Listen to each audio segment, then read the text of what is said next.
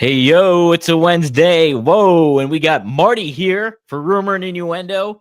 It's the final Rumor and Innuendo of 2025. And I'm happy to be here. Not only Marty, but with Mr. Robert Karplus, WD Creative _ish. Robert, dog on your lap, feeling good? What a Wednesday. Oh, you're muted, my friend. Oh, what a Wednesday. What a way to end 2025. No place I'd rather be than right here with you all for the year-end awards, which we have still not come up with a name for. I was going to call it Roomies. The Roomies? Does that sound good? Roomie? No, that sounds like we're like living together in an apartment somewhere like Bert and Ernie. That ain't happening. You, Bert. Nope, we're not doing that. No. Nope. We can call them the Endies since it's innuendo. Nope. I don't like it. Just hey, how about the band you're about to hear, which is that's that thing you do reference. That's what we're doing here. Oh, okay. All right. Finest movie ever to take place in the greater Pittsburgh area. That's right. What a city this place is. I tell you what. Yeah, let's see how the folks in the chat. It's a hell of a town. When's yes. Wanna Breeze says, hello, R&I. I'm pretty sure Robert's pick for best musical performance is Booker T singing Joe Hendry's theme song from last night's NXT. Oh. You would think that, except there's no way in hell I watched NXT last night. I forgot it was even on. Yeah, genuinely had zero clue. I have not known what day of the week it is all week. Yeah, this strange middle of the week New Year's Eve situation. Like it's a Wednesday. Which even better because you don't have the song queued up, so we're good. Devin Dowling says, "Ayo, ayo." Devin. Willie Thornbrew says it's Wednesday, and you know what that means? Happy New Year. Ooh, yes. Wrestling Old Head says, "Good after morning, R&I. Really curious what everyone's favorite wrestling moment and match of the year is. Very polarizing year all around. This was a very strange year to kind of look back on." I did this exercise a little bit with Scott Chaplin over on Working Stiff, and we had a litany of categories, some more serious than others, some slightly goofier, remnants of Dan St. Germain's overall list. But it's like looking back on this year, I really feel like the biggest story of the year was swings and misses, primarily due to injury. You know, they laid down plans. There was long-term booking, which is something for years wrestling fans never thought we were going to get to see. And they built these overarching arcs that got derailed because of significant injuries. I think Seth Rollins going down for an injury is something that's impacted the latter half of 2025 and most likely the first half of 2026. AEW losing Will Ospreay, AEW losing Kenny Omega, AEW losing MJF, AEW losing Swerve Strickland. It's been a Rhea Ripley on the shelf for a little while over the course of the year. Bianca Belair still on the shelf. A lot of the big names who we thought we were going to get a lot of in 2025, for one reason or another, wound up being sidelined. That's a great point. There was a lot of aspects of wrestling from storylines and what the direction of companies were going harbored due to injuries. It was a crazy year to really kind of consider all that. But yeah, I do think Wrestling Old Head's right. This was a very polarizing year, I think, for pro wrestling in general. I was trying to think. One of the categories obviously is like the pay-per-view or event of the year. And I was having a hard time really deciding on what really stood out to me. And I think I just have to settle on one that you guys have talked about on Working Stiff, but maybe we'll hit the categories here. What I did for this year, actually, since it got so much buzz, was that Sports Illustrated Awards. So I took the categories from them, considering the majority of those awards all went to AEW. And Sports Illustrated has gone from a publication that had tremendous pro wrestling coverage, courtesy of Justin Barrasso. When he left, it became very much so a joke. And that's why Becky Lynch constantly references, well, Sports Illustrated said so, because Sports Illustrated has less credibility than, your good friend Sean Ross Sapp. Well, kidding, we love Sean Ross Sapp. And I love a couple of the people too at Sports Illustrated, Zach Haydorn and Rich Chino. So shout out to them. But yes, and Those- I could get worse. But Sports Illustrated is not Sports Illustrated the way that it used. Sure. You're not Mhm. getting a mobile phone anymore. They're not a publication. I'm now getting my own echo in your headset there, dude. Very strange. I don't know why that's Just going on. our Warner Breeze asked, "What is the 2025 Damn It Dom of the year?" Boy, it's hard to. I mean, that's like picking your favorite blade of grass. Did this get any better, the audio, Robert? No. I don't know what's. Um, Hmm. but that's what we're on.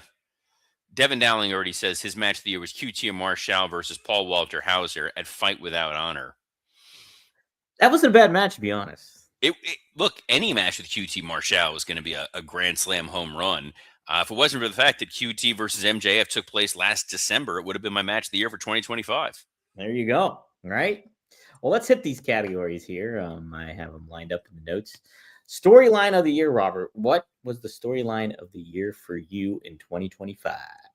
When we look back on 2025 in 1, 5, 10, 20, 30 years, it's going to be one thing and one thing only, which was this was the year of the retirement of John Cena. And everything that occurred from Royal Rumble up until the last Saturday night's main event in the WWE side of things was singularly decided by what was going on with John Cena. So I would say storyline of the year, good, bad, and indifferent, was the John Cena retirement. The announcement, him not winning the Royal Rumble, which set off the Jey Uso component. Obviously, his turn at Elimination Chamber, that WrestleMania main event finish, and the non-appearance of The Rock, the Travis Scott factor, the Cena heel turn through Europe with that little kid crying, which was just absolutely fantastic. The unique twist on matches that we got, where you knew you were going to get one more Randy Orton John Cena, you were going to get one more John Cena CM Punk, but one more John Cena AJ Styles, but getting them where it's heel John Cena versus babyface Orton, babyface Punk, babyface Cody, made it feel like a fresh paint of coat. It did. I'm with you too. Storyline of the year has to be John Cena's farewell tour. I think that really everybody was the build to who was his final opponent was going to be, where it was going to take place at, and how they were going to get to there. I think it just, and yeah, the wild road that it took from the heel turn to turning back babyface at SummerSlam, just a lot of different aspects. So yeah, good, better, and different. Storyline of the year was John Cena, and I think ultimately it was better than anything else. So this leads to the other one, which I think is going to be both of ours, but maybe not. Heel turn of the year. I guarantee you it's not. So I'm curious what you got. John Cena. Good, better, and different, right? Kind of what I feel about it. I'm gonna say that the heel turn of the year was Braun Breaker taking out Seth Rollins. And I know Oh, okay. it's a heel on a heel situation, so it's a hat on a hat, but with the Seth Rollins injury taking place when it did, and the questions of what's going to happen with the Vision, the fact that WWE made this bold decision and said, we're going to go with Braun Breaker now. We're not going to wait 6 months. We're not going to wait a year. We're not going to wait 5 years. It's Braun Breaker right now, full steam ahead. He is, for all intents and purposes, the number one heel on Monday Night Raw.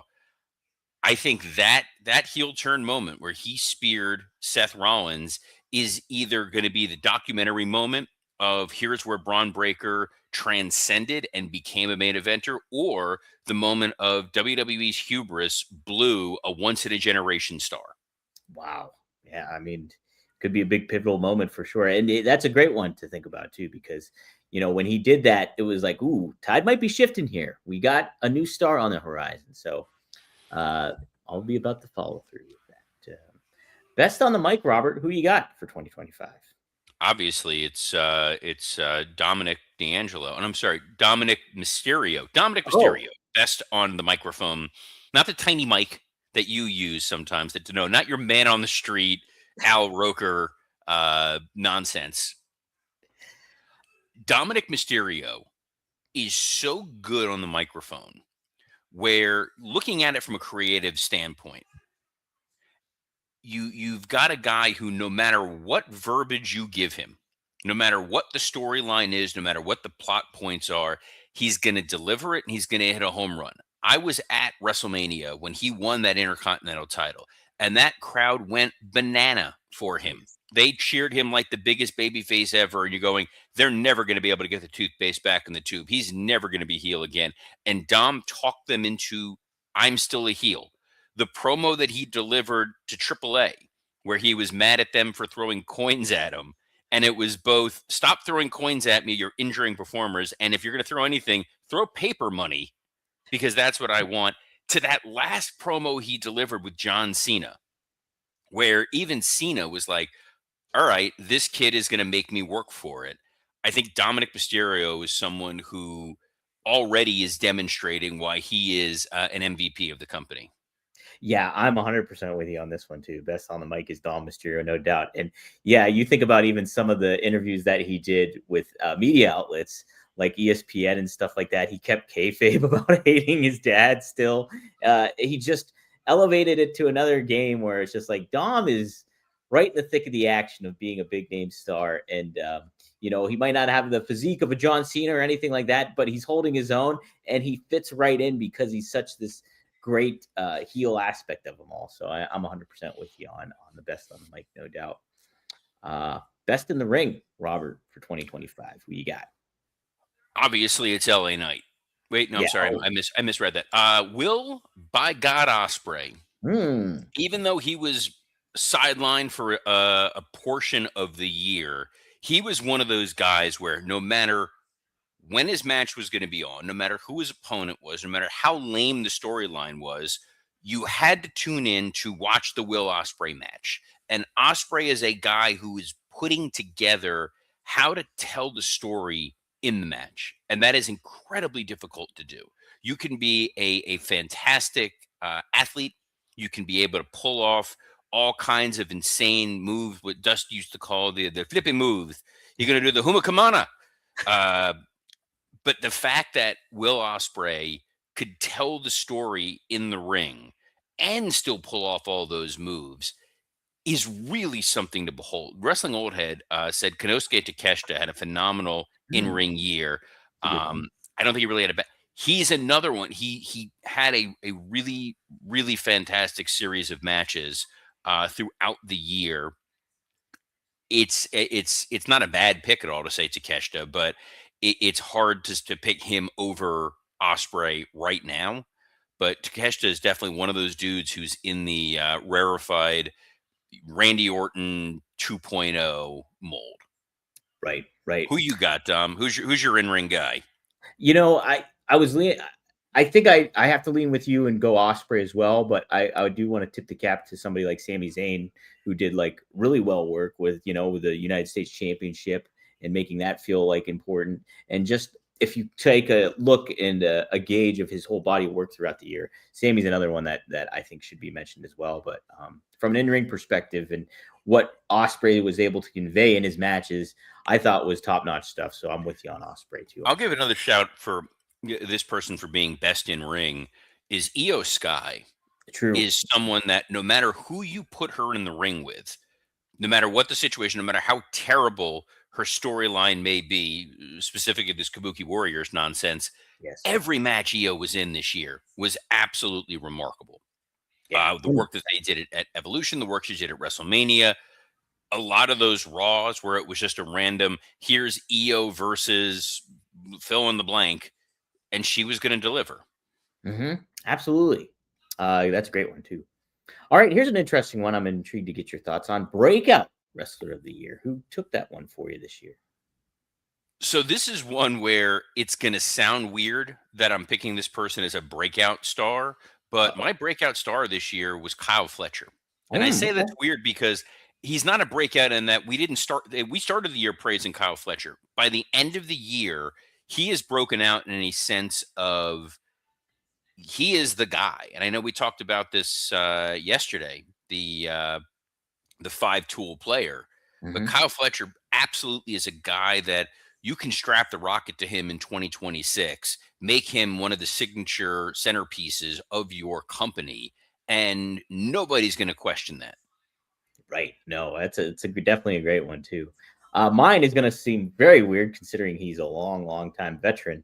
My breakout wrestler of the year though is Ricochet for what the work he's been doing as a heel, and just everybody, he felt languid a lot in WWE because of how they utilized him. And I was not familiar with the heel persona of Ricochet as much as I was just the babyface superhero guy. And so him coming into AEW and just making the most of it and making himself feel like a standout star on a product that we argue it can be oversaturated and very confusing.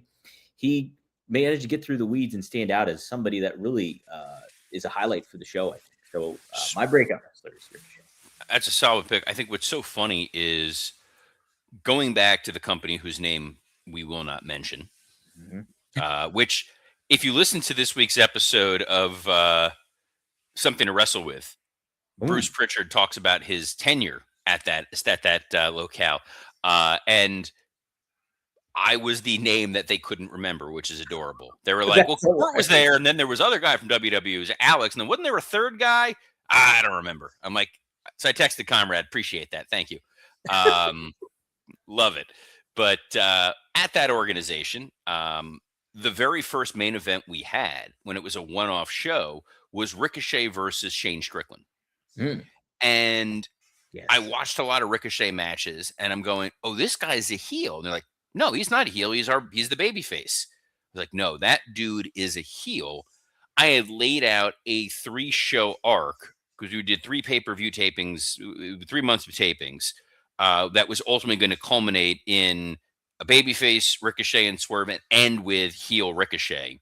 And then Ricochet signed with NXT. We only got to do the one-off. But I immediately got the vibe of, I told him, like, Trevor, like, you are a heel. You absolutely have got that to it. So seeing it now, when he first turned, I was like, told you.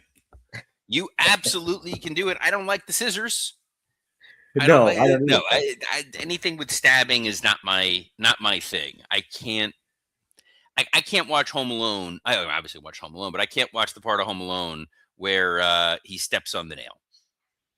Yeah. I can watch Die Hard and watch like 100 people get machine gunned. It's like, yeah, that's fine. It's something about the that little moment. It's like, nope, not for me. No, that moment itself, the noise, the sound effect that they have put in there too is not helpful either.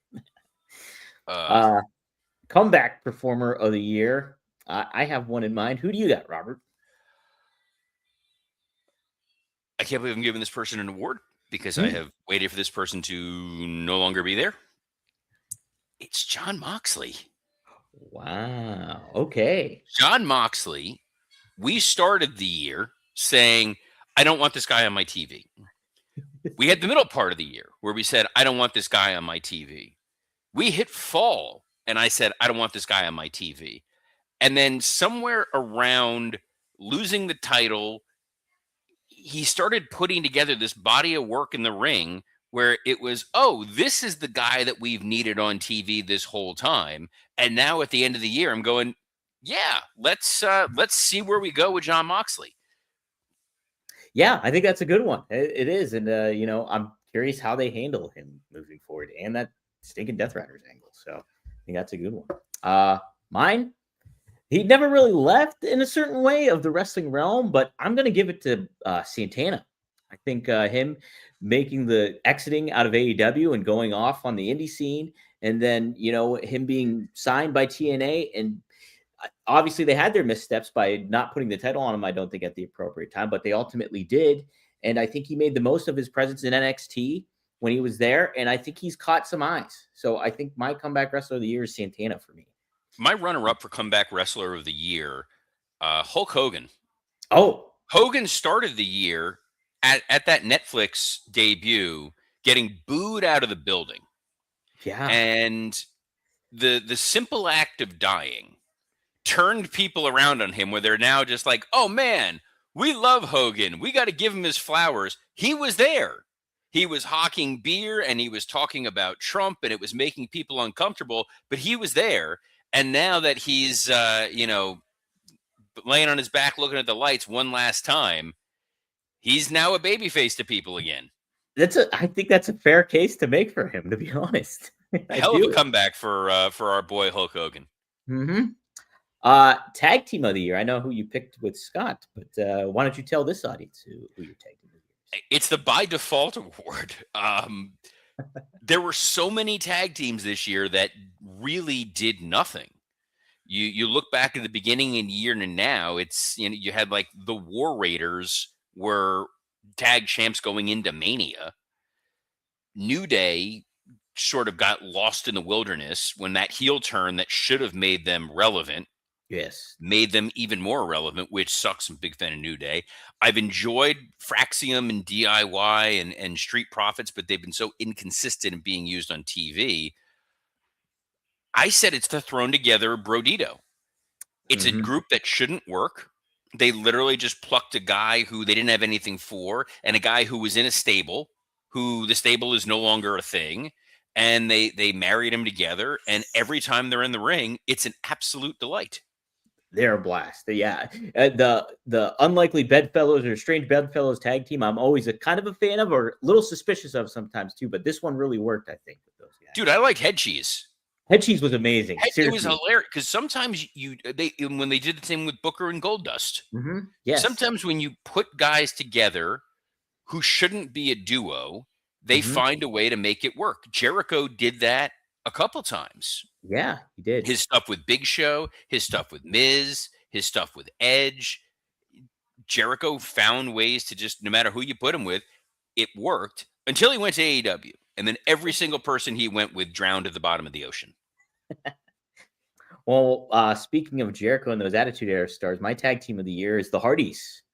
I think they put TNA back on the map in a lot of ways, made them feel like a big deal. And I think just positioned them in the right way. I think they were help get a big facilitator for the AMC deal too. The Hardys are just a recognizable name. So congrats to Matt and Jeff. I think that's awesome. I think that's a great pick. I think that they've turned things around. They were being squandered in AEW to some extent. I always joke with folks who leave AEW. It's a lot like the Simpsons joke with the monkey paw, where Homer gets the monkey's paw and wreaks havoc on the world accidentally. As soon as Flanders gets it, everything's great and wonderful. It's like once they're out of Tony Khan's grasp, a lot of guys find ways to shine. And the Hardys became bigger stars in TNA than they were in AEW. Absolutely, 100%, and positioned in the right manner too, for sure. Match of the year, Robert. What's your match of 2025? I'm going to go with AJ Styles and John Cena. I think that's a pretty popular choice amongst a lot of people. I think that the storytelling elements, what felt like the wrestling version of that Jimmy Fallon sketch, The History of Dance, where we do a little bit of everything. We do so many different tributes, and it should have been cheesy. It should have been schlocky. It never should have worked, and it did. The emotional moment with the Fireflies and the Bray Wyatt tribute, the ring entrance, and the fact that he sprung that on AJ turning back the clock and reminding people, not that they need much reminding, that it doesn't matter how old this dude is, he's still probably one of the top 5 wrestlers in the world. And him and Cena left it all out there. Crowd went nuts for it. It was just an absolute delight. And if I had to pick a match to go back and rewatch from this year, it's going to be that. That's a great choice, I think. It definitely is. I will go with a different Cena match. It was Dom versus John Cena was my match of the year, just because of the unexpected win for Cena to get that Intercontinental Championship. But then just that, what you were talking about, the promo where Dom held his own against Cena, and then it turns into like a great unexpected match. I thought the crowd really added to it, and just the atmosphere of knowing this is Cena's last year, and here he got the Intercontinental Championship too on top of it all. So Wrestling Old Head brings up a good pick. He loved Rhea, Bianca, and Io. Yes. So that match was at WrestleMania. And I think part of the reason that didn't become my match of the year is because I watched it live in the building. while the match was incredible and the crowd took that ride and they enjoyed it, I didn't get the full presentation. I didn't get the commentary. I didn't see the angles that the camera was shooting. And I haven't gone back and rewatched it, which is really on me. I should go back and rewatch that match. But live over 2 days, that was the match everybody was talking about. It was really remarkable. My other honorable mention would be the Gabe Kidd Kenny Omega match that started the year at Wrestle Kingdom. That was one where Scott Chapman was blowing up my phone at 5 o'clock in the morning being like, you got to watch this. You got to watch this. You got to watch this. I'm like, all right, it's a New Japan. I watched it. I was like, oh, this is remarkable. I can't wait to see what Gabe Kidd does this year. And cue, fart noise. Cue the Curb Your Enthusiasm theme. Yes. All right. What was your show of the year, Robert? Rumor and Innuendo. Hey. No. My show of the year was Double or Nothing 2025. That was, it was Hangman and Ospreay in the main event. And I think it was a pivotal moment because they went with Hangman over Ospreay. Yes. And I questioned the move at the time. I don't know how much they knew how injured Ospreay may or may not have been. I still don't love the decision to go with Hangman over Ospreay. I thought the match, the card was a lot of fun. That crazy all-out match where the Young Bucks and it was a blast. I thought it was a really, really fun show from beginning to end. It was way too long. It needs to be edited down. But from start to finish, it was, in my opinion, the best pay-per-view of the year. Me too. I was trying to think of some other ones, but like honestly, I was looking at all these other cards and what was happening with them in WWE and AEW, and I was just like, nothing really like hit me as a great, amazing, like 10 out of 10 show. But I think just kind of by default, AEW Double or Nothing kind of delivered it the most out of it. I really enjoyed, and I'm going to look up the full card because I want to make sure that I hit everything on it. But Crown Jewel in Perth this year was just a really, really fun show. The Bronson Reed Roman Reigns match, crowd really took that ride. Stephanie Vaquer, Tiffany Stratton was a fun match. Obviously, that was the Cena AJ match.